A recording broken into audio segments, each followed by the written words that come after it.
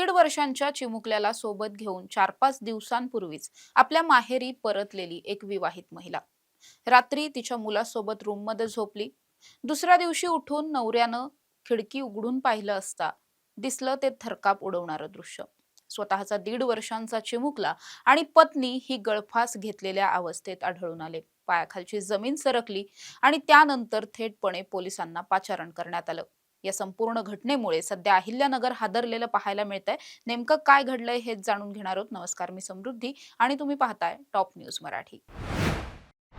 हे संपूर्ण प्रकरण अहिल्यानगरच्या राहुरीमधील कोळेवाडी भागामधलं आहे. कोळेवाडीत असं घडलेलं होतं की आशा सूर्यभान आंबेकर असं या मृत महिलेचं नाव आहे. गेल्या 3 वर्षांपूर्वी त्यांचा सूर्यभान आंबेकर यांच्याशी विवाह झाला.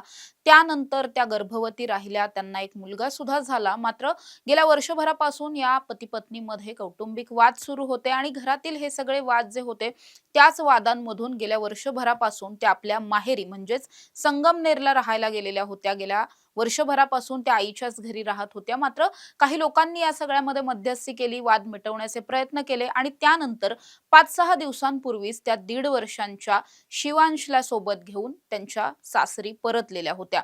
मात्र त्यानंतर असं घडलं की परवाच्या दिवशी त्या मुलाला घेऊन एका रूममध्ये झोपल्या आणि रात्री त्या झोपताना सगळं काही ठीक वाटत होतं. दुसऱ्या दिवशी सकाळी उठून मात्र जेव्हा सूर्यभान आंबेकर यांनी खिडकीतून डोकावून पाहिलं त्यावेळेस त्यांना जे काही दिसलं ते त्यांच्यासाठी संपूर्ण आयुष्य उद्ध्वस्त करणारं होतं. कारण त्यांनी त्यांच्याच 1.5 वर्षांच्या चिमुकल्याचा आणि त्यांच्या पत्नीचा मृतदेह हा गळफास लावलेल्या अवस्थेत पाहिलेला होता. यामध्ये घडलंय असं की आशा आंबेकर यांनी सुरुवातीला त्यांच्याच 1.5 वर्षांच्या चिमुकल्याला फासावरती लटकवलं आणि त्यानंतर त्यांनी स्वतः सुद्धा गळफास घेतला. आणि आता या सगळ्याच प्रकरणामध्ये पोलिसांनी गुन्हा दाखल करून घेतलेला आहे. दोन्ही मृतदेहांचं पोस्टमॉर्टम झालेलं आहे. अहवाल येणं बाकी आहे. अहवाल आल्याच्या नंतर हे मृत्यू नेमके कसे झालेले आहेत हे पाहणं खूप महत्त्वाचं असणार आहे. कारण 1.5 वर्षांचा जो शिवांश आहे, या शिवांशला नेमकं त्याच्या आईनं कशा पद्धतीनं संपवलेलं होतं. आधी त्याला संपवून नंतर त्याचा मृतदेह जो आहे तो फाशी देण्यात आला होता, की मग त्याला थेटपणे फाशीच दिली गेली. असे सगळेच प्रश्न आहेत, ज्या प्रश्नांची उत्तरं आता अहवालामधून समोर येणार आहेत. मात्र हे जे काही दृश्य होतं आणि ही जी काही घटना आहे, या घटनेमुळे दोन्ही बाजूची कुटुंब जी आहेत ती पूर्णपणे उद्ध्वस्त झालेली आहेत.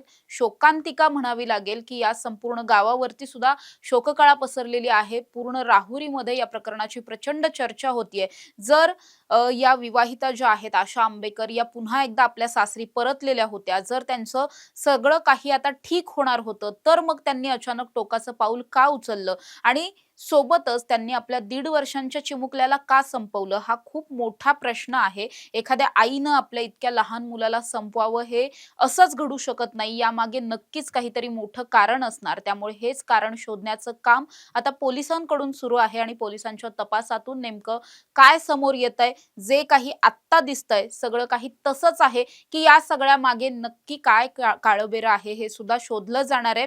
आणि त्यानंतर या प्रकरणात जर कोणी दोषी आढळलं तर त्यांच्यावरती सुद्धा कायदेशीर कारवाई केली जाणार आहे.